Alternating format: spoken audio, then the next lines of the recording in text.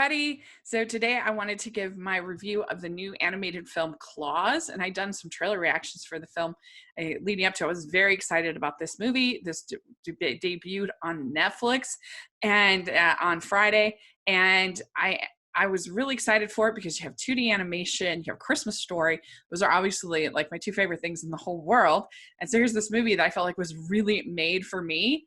And so that's always hard when you have those expectations going into a movie. So I started it and I loved it. It totally lived up to the expectations that I had, which were very high. I think this movie is just fantastic. One of my favorites of the year, for sure. I absolutely loved the animation, especially the way that the animation used light and darkness. When you have different characters that are kind of antagonists, that are these quarreling, these negative characters, you see them, the lighting is very dark, almost to the point where they look sort of black and white. And then as the movie goes along and the characters start to feel the Christmas spirit, then you see more and more light in their animation, which I just thought was so beautiful. And the way the geometric designs of the animation just really drew me in and was really got that movement and flow that was so beautiful. And then I also loved the story. I thought it was so good. You have this character named Jesper who is very entitled, very rude. He kind of reminded me a lot of Cusco from Emperor's New Groove. Jason Schwartzman's voice almost sounded a little David Spady to me, and it's basically a similar character archetype. He's very he thinks he's just owed everything. He's just this high life. His family is this rich, wealthy postal family, whatever, I don't know. And so his dad sends him, says he's going to lose his inheritance if he doesn't deliver 6,000 letters in this town, going up to this town on this island. If he doesn't deliver them in 1 year, then he's going to be completely cut off. So he goes up there, and this is the most gloomy town that you've ever seen.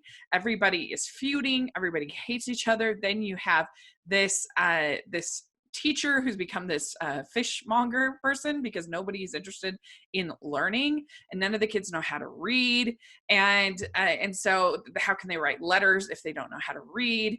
And it's interesting, going into this movie, I thought that the Claus character was going to be kind of like Santa Claus in Rise of the Guardians, which is a movie that I love, and sort of or like Christmas Chronicles last year with Kurt Russell, that kind of sort of motorcycle, tough talking Santa Claus. But it actually wasn't. He was a really wounded character, and I felt such sympathy for him.